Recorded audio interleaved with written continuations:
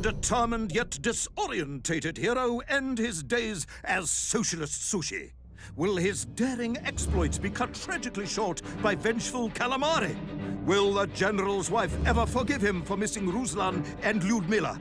And just how many eggs did Pavel steal, and where did he keep them?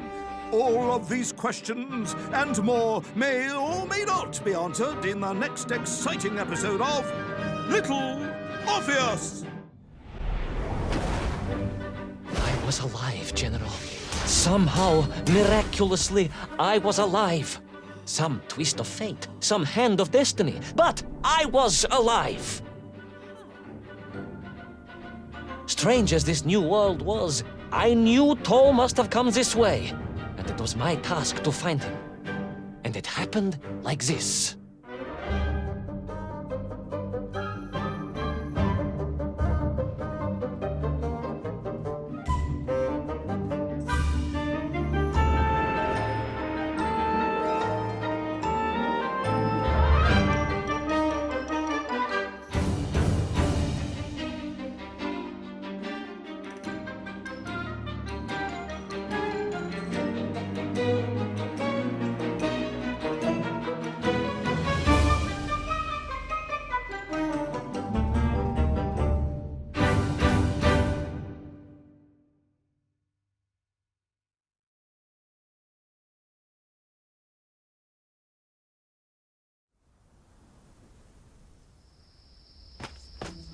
The sun beat down on me relentlessly. The heat was unbearable. I was exhausted. Yet I could not stop. I had to go on. For 7 weeks I trudged across the desert. On the second day... Please, comrade, if we may. I think we can skip the details, unless you consider them to be particularly relevant to the location of Little Orpheus. Of course, General. We will simply omit the tale of the singing chasm. The oasis of mirrors.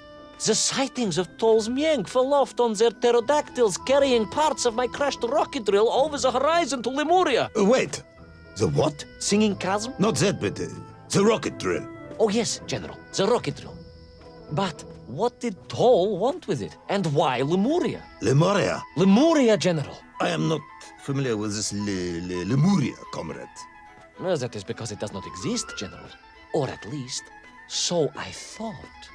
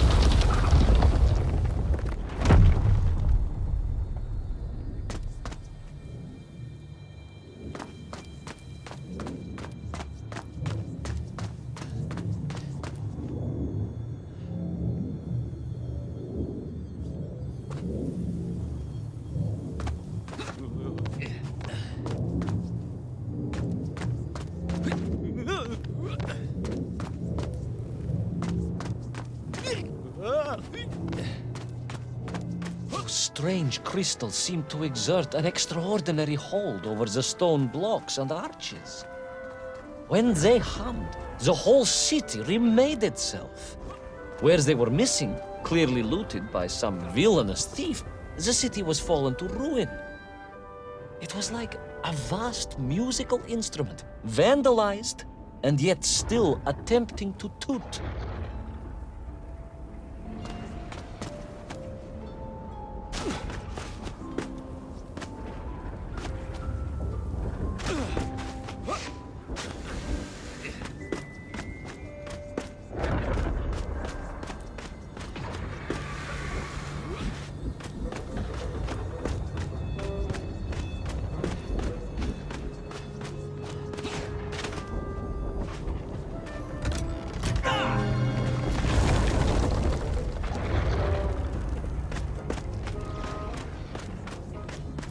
How poetic.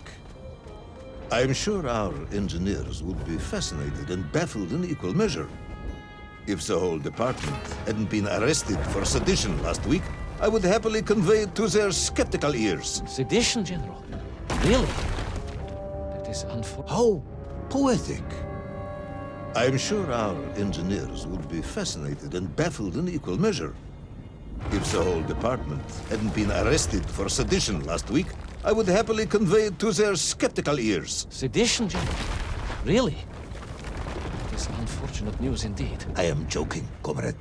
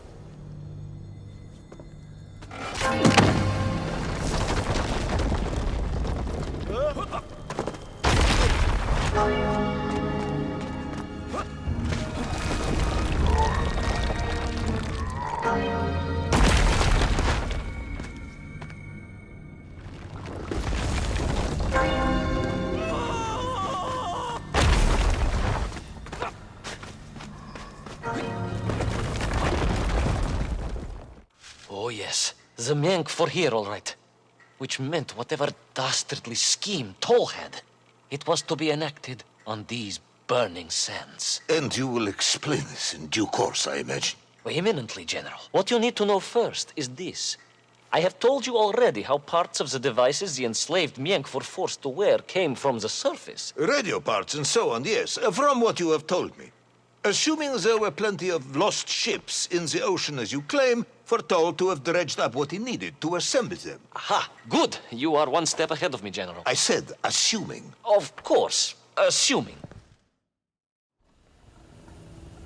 Now, as I gazed in awe at the buildings rising and falling around me, I realized that the other major component of those mind-controlling helmets was crystal. Toll had raided Lemuria for them. He knew the city. He knew the crystals could amplify vibrations and waves, and was using them to boost the signal of the radio parts to exert his control over the Nymph. Which meant...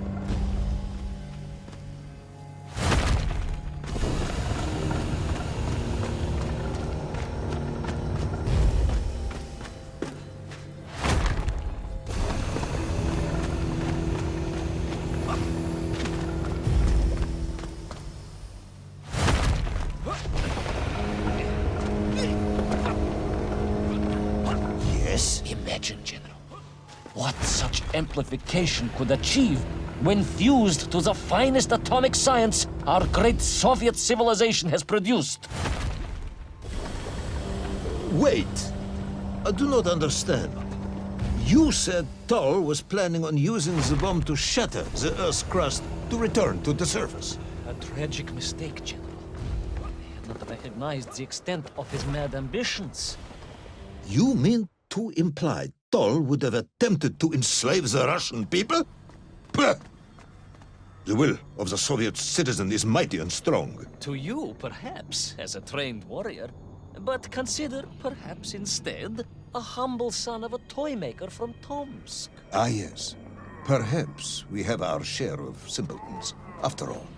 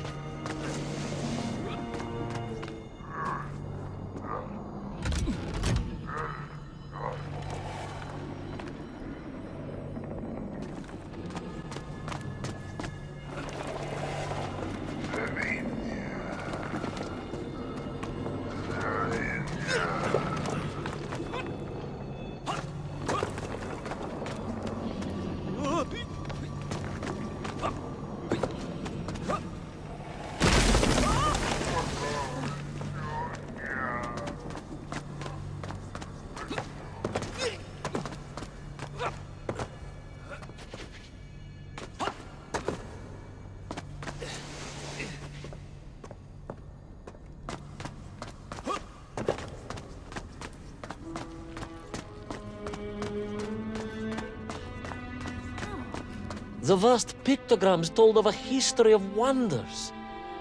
They seem to suggest the Lemurians were travelers from another world, where a mysterious clock seemed to stand.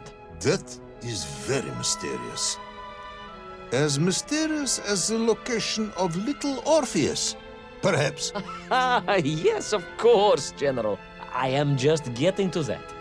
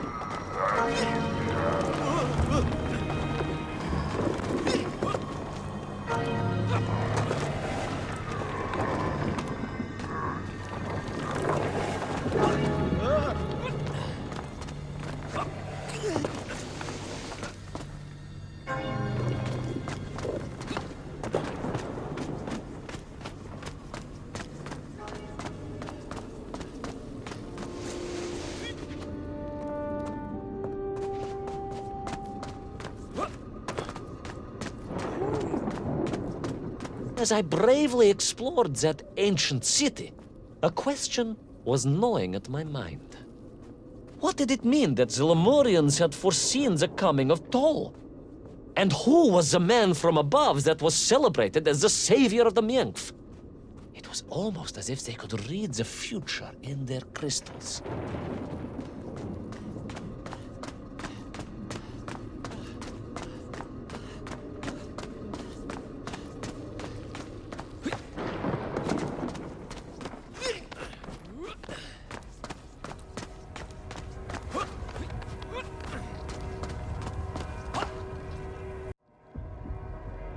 The bells of Lemuria tolled and tolled, a roaring symphony, a crescendo of peals that set the city dancing, each note causing the crystals to shimmer and cascade with light.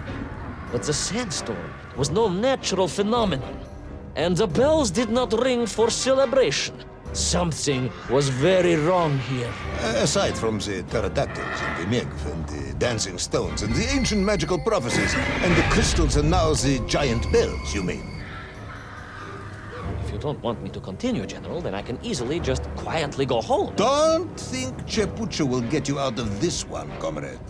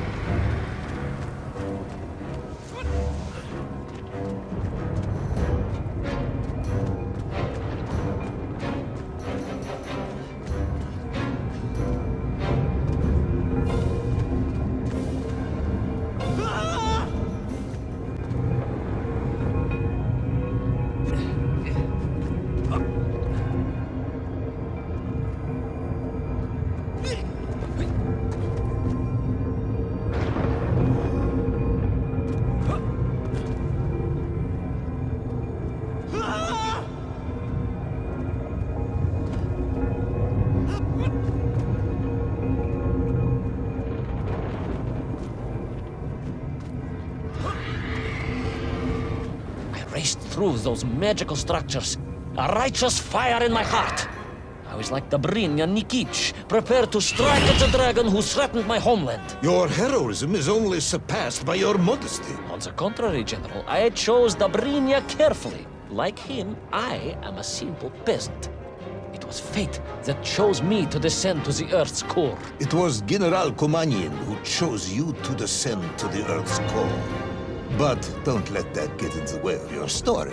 Oh, well then, award General Polkovnik Komanin the highest medal in the world. He already has 7 of those. I cannot take credit for his wisdom in sending me.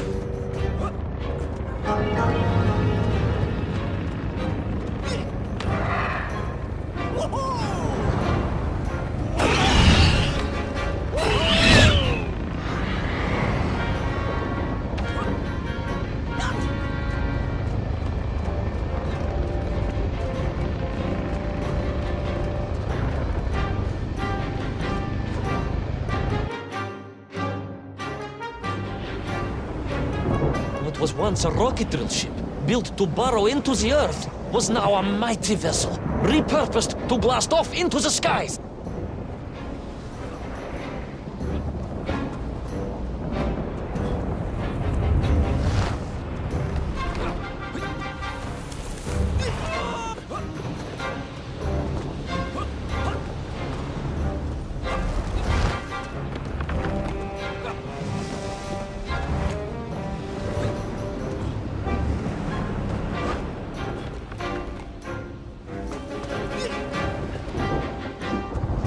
There was no doubt the toll was headed for the strange world with its clock, although to what end I was yet to understand.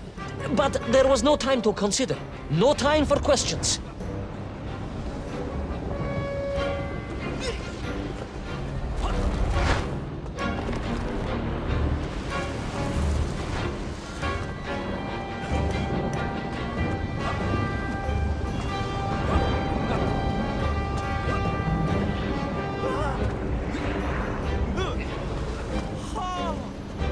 Paul was on the rocket.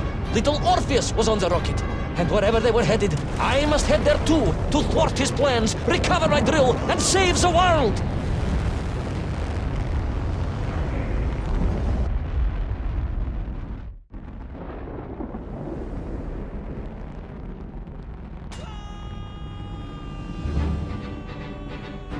Will our enthusiastic yet disorientated hero be burnt to a cinder by the rocket's engines? Will he be smashed into the rock that surely must be beyond the Lemurian skies?